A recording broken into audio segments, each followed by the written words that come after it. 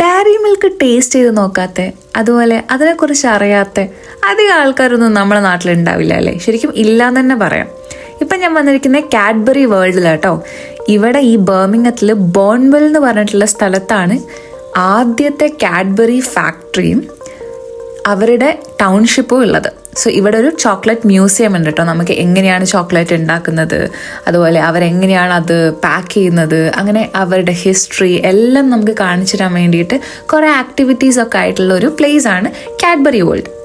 ഇതൊരു എൻ്റർടൈൻമെൻറ്റിനേക്കാളും ഇത് കൂടുതലായിട്ടും ഒരു എഡ്യൂക്കേഷണൽ പർപ്പസിന് വേണ്ടി സ്റ്റാർട്ട് ചെയ്തതാണ്. അവരുടെ ഹിസ്റ്ററിയും എല്ലാം എല്ലാവരിലേക്കും എത്തിക്കാൻ വേണ്ടിയിട്ട് അവർ സ്റ്റാർട്ട് ചെയ്തൊരു സംഭവമാണ്. സോ നമ്മൾ ഇവിടെ വരണമെങ്കിൽ നമുക്ക് ഓരോ സ്ലോട്ടൊക്കെ ബുക്ക് ചെയ്യണം. സോ നമ്മൾ വന്ന സമയത്ത് ഇവിടെ കുറേ സ്കൂൾ പിള്ളേരുണ്ടായിരുന്നു.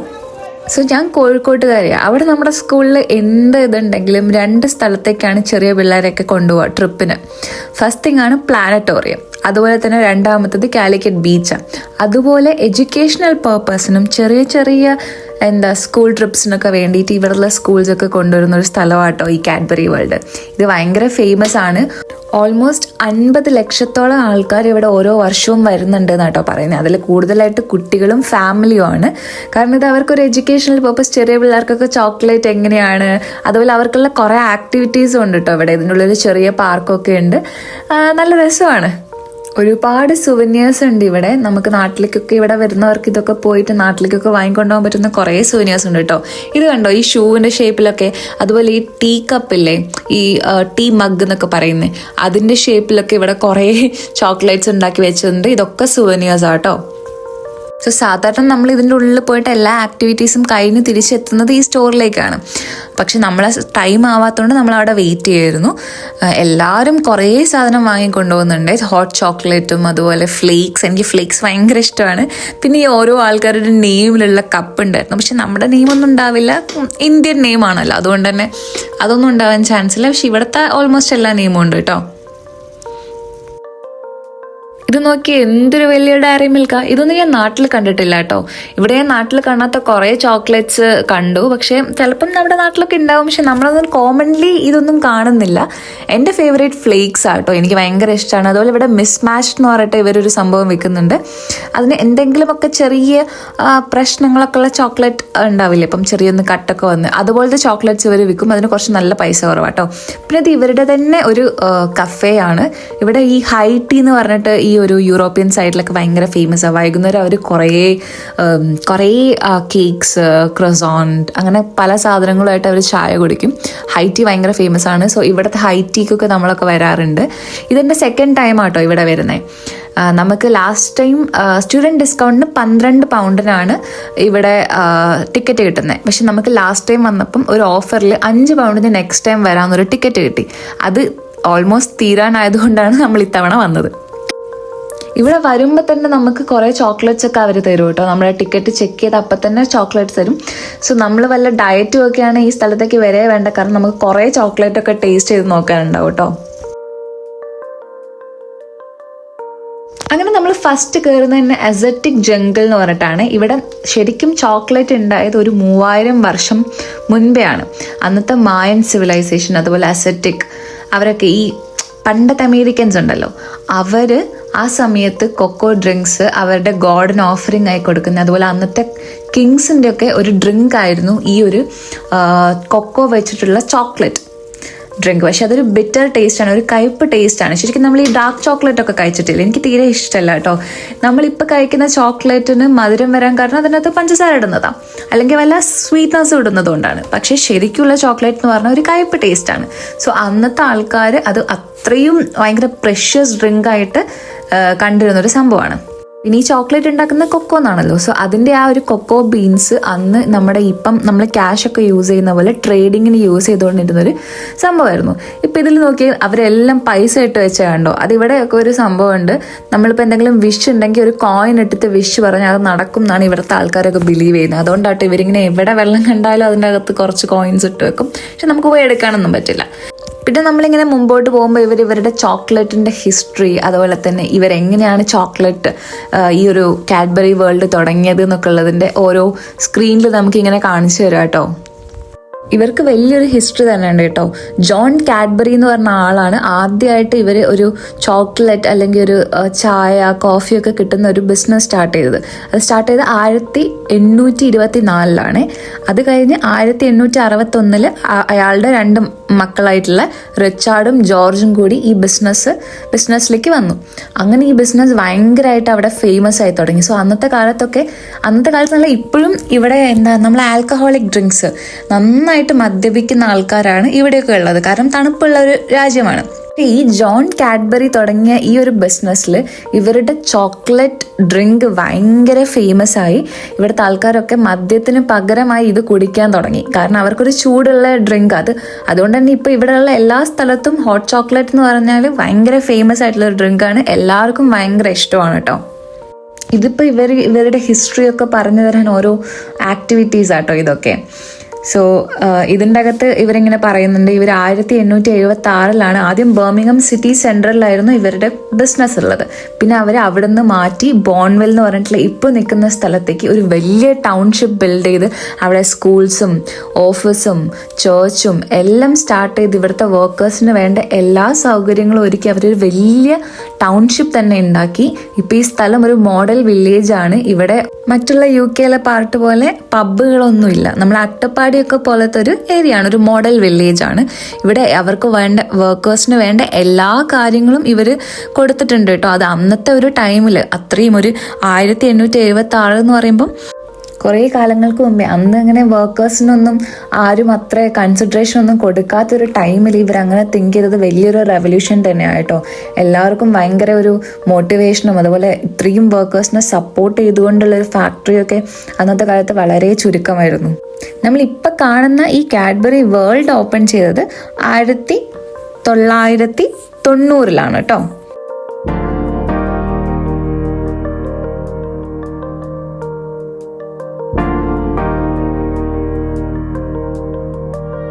സോ ഈ റൂമിൽ ഇവർ പറയുന്നത് ഇവരെങ്ങനെയാണ് കൊക്കോ ബീൻസിനെ ഗാനയിൽ നിന്നും ഇവിടേക്ക് എത്തിച്ചതെന്ന് കേട്ടോ. എന്നിട്ട് അത് എന്തൊക്കെയാണ് ചെയ്യുന്നത് എന്നാണ്. സോ ഇതിൻ്റെ അകത്ത് ഇവർ ഈ ഫാക്ടറിയിൽ ഉണ്ടാക്കുന്ന പ്രോസസ്സൊക്കെ പറയുമ്പം ഈ ബെഞ്ചൊക്കെ ഇങ്ങനെ ഷെയ്ക്ക് ആവും. അപ്പോൾ ഇവിടുത്തെ പിള്ളേരൊക്കെ ഭയങ്കരമായിട്ട് എൻജോയ് ചെയ്തു കേട്ടോ. അത് എല്ലാവരും ഭയങ്കര ചിരിച്ച് കളിച്ചിരിക്കുകയായിരുന്നു. കുറേ ചെറിയ കുട്ടികളുണ്ടായിരുന്നു. അവരാണ് നമ്മളെക്കാട്ടും കൂടുതലായിട്ട് എൻജോയ് ചെയ്യുന്നത്. അവർക്ക് ഈ പറയുന്നൊന്നും മനസ്സിലാവുന്നില്ലെങ്കിലും അവരിത് ഭയങ്കരമായിട്ട് എൻജോയ് ചെയ്യുന്നുണ്ടായിരുന്നു കേട്ടോ.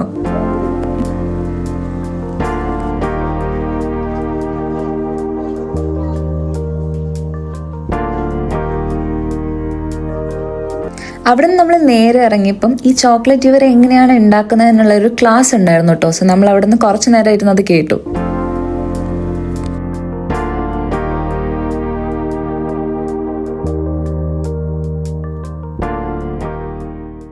ആ ക്ലാസ് കഴിഞ്ഞ് നമ്മൾ ഇറങ്ങുമ്പോൾ തന്നെ നമുക്ക് ഇഷ്ടപ്പെട്ട ടോപ്പിങ്സ് ചൂസ് ചെയ്തിട്ട് അവർ നമുക്ക് ചോക്ലേറ്റ് തരും കേട്ടോ, ഒരു ചെറിയ കപ്പിൽ. സോ ഞാൻ എൻ്റെ ടേണിന് വേണ്ടിയിട്ട് വെയിറ്റ് ചെയ്യാണ്. സോ നമുക്ക് ഇഷ്ടമുള്ളത് പറയാം. അവിടെ മാഷ്മെല്ലോസ് ഉണ്ടായിരുന്നു, ചോക്ലേറ്റ് ചിപ്സ് ഉണ്ടായിരുന്നു, അതുപോലെ ഒറിയോ ബിസ്ക്കറ്റ് ഉണ്ട്. അപ്പോൾ അതിൻ്റെ അകത്ത് നമുക്ക് ഇഷ്ടമുള്ള ടോപ്പിങ്സ് സെലക്ട് ചെയ്തിട്ട് നമുക്ക് എടുക്കാം കേട്ടോ. നല്ല ടേസ്റ്റുള്ളൊരു സംഭവമാണ്. നല്ല മിൽക്ക് ചോക്ലേറ്റിൻ്റെ അകത്ത് Oreo and white chocolate toppings ആട്ടോ ഞാൻ പറഞ്ഞത്. പിന്നെ ഇത് അവിടെ കാണുന്നത് കണ്ടോ, അവിടെയാണ് 3D ഇതൊക്കെ ഉള്ളത്. പിന്നെ ഇത് കണ്ടോ ഇവർ ചോക്ലേറ്റ്, ബട്ട് ഇത് റിയൽ ചോക്ലേറ്റ് ആണോ എന്ന് എനിക്കൊരു ഡൗട്ട് ഉണ്ട്. അങ്ങനെ ഞാൻ ഈ കഷ്ടപ്പെട്ട് ഈ ചോക്ലേറ്റ് കഴിച്ചു എന്ന് വേണം കേട്ടോ പറയാം. ഞാൻ കുറച്ച് കാലമായിട്ട് ഷുഗറൊക്കെ നിർത്തിയിട്ടുണ്ടായിരുന്നു. അങ്ങനെ ഇത് കഴിച്ചപ്പോഴേക്ക് എനിക്ക് ഭയങ്കരമായിട്ട് ഒരു ഷുഗർ റഷൊക്കെ വന്ന് തീരെ കഴിക്കാൻ പറ്റാതെ ആയിട്ടോ. പിന്നെ ഇവിടെ അടുത്ത ആക്ടിവിറ്റിയാണ്, നമുക്ക് അവർ ചോക്ലേറ്റ് തരും. അത് വെച്ച് നമുക്ക് അവിടെ എന്ത് വേണമെങ്കിലും എഴുതാം കേട്ടോ, പേരൊക്കെ എഴുതാം. അങ്ങനെ കുറച്ച് നേരം ചോക്ലേറ്റ് കൊണ്ട് കളിക്കാം. പക്ഷെ ഇതൊന്നും എടുത്ത് ആരും ടേസ്റ്റ് ഒന്നും ചെയ്ത് നോക്കരുത്. കാരണം ഇത് ഇവരിങ്ങനെ റീസൈക്കിൾ ചെയ്തുകൊണ്ടിരിക്കുക. നമ്മൾ എഴുതിയ ചോക്ലേറ്റ് തന്നെ അവരുടെ അടുത്ത് നമ്മൾ തിരിച്ചു തരും, നമുക്ക് എഴുതി കളിക്കാൻ വേണ്ടിയിട്ടല്ലേ. അതുകൊണ്ട് തന്നെ ആരും എടുത്ത് ടേസ്റ്റ് ചെയ്ത് നോക്കരുത്. അവിടെ നിന്നൊരു ചെറിയ കുട്ടി അപ്പം ഇരുന്ന് ടേസ്റ്റ് ചെയ്യുന്നുണ്ടായിരുന്നു. പിന്നെ ആ കുട്ടീൻ്റെ പാരൻസ് കണ്ട് വേഗം എടുത്ത് മാറ്റി. നോക്കിയ ആൾ എന്തൊരു ഡെഡിക്കേഷനോടെ അത് ചെയ്യുന്നതെന്ന്.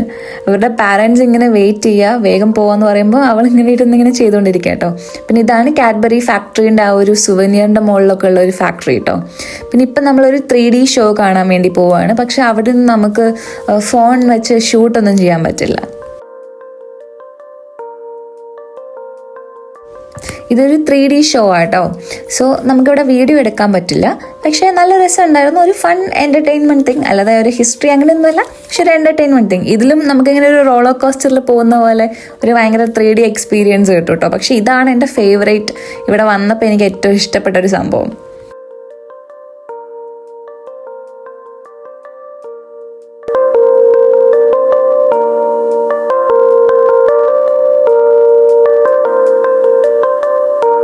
പിന്നെ ഈ ബോൺവെല്ലിൻ്റെ ഹിസ്റ്ററി പറയുന്ന ഒരു മ്യൂസിയം, ഒരു കറക്റ്റ് മ്യൂസിയം പോലത്തെ ഒരു ഏരിയ ഉണ്ടായിരുന്നു. നമ്മൾ അവിടെ പോയി, അവിടെ കറക്റ്റ് ആ ഒരു ബോൺവെൽ ടൗൺഷിപ്പിൻ്റെ ഒരു കംപ്ലീറ്റ് മാപ്പ് ഉണ്ട് കേട്ടോ, ഞാനിപ്പോൾ കാണിച്ചു തരാം. സോ ഇത് ഈ കാഡ്ബറി ഫാമിലി അവരുടെ വർക്കേഴ്സിന് വേണ്ടി ഉണ്ടാക്കിയ ഒരു ടൗൺഷിപ്പാണ് കേട്ടോ. എല്ലാ സൗകര്യങ്ങളും കൂടി കൊടുത്തിട്ടാണ് ഇവർ ഈ ഒരു ടൗൺഷിപ്പ്, വെൽ പ്ലാൻഡ് ആയിട്ടുള്ളൊരു ടൗൺഷിപ്പാണ് ഇത്. അവർക്ക് വേണ്ട എല്ലാ നെസസറി ആയിട്ടുള്ള എല്ലാ കാര്യങ്ങളും ഇതിൻ്റെ അകത്ത്, ഈ ഒരു ടൗൺഷിപ്പിൻ്റെ അകത്ത് അവർ ഇൻക്ലൂഡ് ചെയ്തിട്ടുണ്ട്. ഇത് നോക്കി എന്തൊരു വൃത്തിക്കാണ് അവർ പ്ലാൻ ചെയ്തതെന്ന്. ഇത് ഇപ്പോഴും ഉണ്ട്, ഇതിപ്പോഴും അവിടുത്തെ ഏറ്റവും ബ്യൂട്ടിഫുൾ വില്ലേജ് ആണ് കേട്ടോ. ഇത് ഇംഗ്ലണ്ടിൽ തന്നെ ജീവിക്കാൻ പറ്റുന്ന ഏറ്റവും നല്ല ഒരു സ്ഥലങ്ങളുടെ ലിസ്റ്റിൽ ടോപ്പിൽ വരുന്ന ഒരു പ്ലേസ് ആണ് ബോൺവെൽ. അത്രയും ബ്യൂട്ടിഫുൾ കാം ആയിട്ടുള്ളൊരു പ്ലേസ് ആണ്, ഭയങ്കര ക്ലീൻ ആണ്. അതുപോലെ നമുക്ക് ആവശ്യമുള്ള എല്ലാം ഉണ്ട്. ഒരു നല്ല ബ്യൂട്ടിഫുൾ വില്ലേജ് ആട്ടോ ബോൺവെൽ. പിന്നെ ഇതിൻ്റെ അകത്ത് കാഡ്ബറിയുടെ എല്ലാ പ്രൊഡക്ട്സും, അവർ ഇതുവരെ ഇറക്കിയ എല്ലാ ലിമിറ്റഡ് എഡിഷനും എല്ലാ പ്രൊഡക്ട്സും അത്രയും കാലം, ഒരു 1861 തൊട്ട് അവരിപ്പോൾ വരെ ഇറക്കിക്കൊണ്ടിരിക്കുന്ന എല്ലാ തിങ്സും അവരിവിടെ ഒരു ഷോ പീസായിട്ട് ഇങ്ങനെ വെച്ചിട്ടുണ്ട് കേട്ടോ. ഇത്രയും അധികം പ്രൊഡക്ട്സ് ഒക്കെ അവർക്കുണ്ടെന്ന് നമുക്കറിയില്ലല്ലോ. നമ്മുടെ നാട്ടിൽ ഫേമസ് ആയിട്ടുള്ള ഒരു ഡയറി മിൽക്ക് ഉണ്ട്, അതിൻ്റെ കുറച്ച് ഡിഫറെൻറ്റ് വേരിയേഷൻ അല്ലാതെ നമ്മൾ ഇങ്ങനത്തെ കാര്യങ്ങളൊന്നും കാണാറേ ഇല്ല. പിന്നെ UK ഒരു പ്രത്യേകത എന്ന് പറഞ്ഞാൽ ഇവർക്ക് ഈസ്റ്ററിന്, ക്രിസ്മസിന്, അങ്ങനെ പല സീസൺ, പല ഫെസ്റ്റിവൽസിന് വേണ്ടിയിട്ടും ഇവർ ഡിഫറെൻറ്റ് ആയിട്ടുള്ള ചോക്ലേറ്റ്സ് ഇറക്കും കേട്ടോ.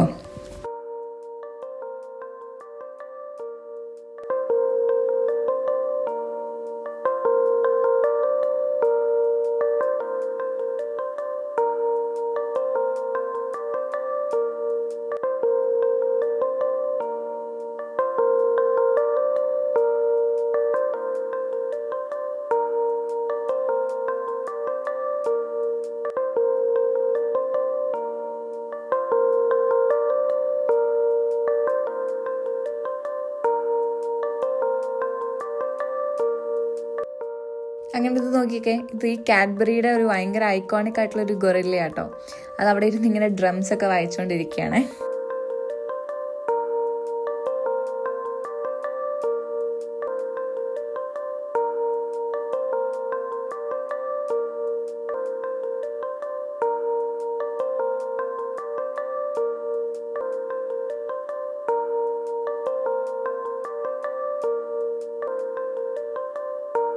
അങ്ങനെ നമ്മൾ ഈ കംപ്ലീറ്റ് ആക്ടിവിറ്റീസും കഴിഞ്ഞിട്ട് തിരിച്ച് ആ സ്റ്റോറിലേക്ക് തന്നെ എത്തിയിട്ടോ. അങ്ങനെ അവിടെ നമ്മൾ കുറച്ച് സാധനങ്ങളൊക്കെ പർച്ചേസ് ചെയ്തു.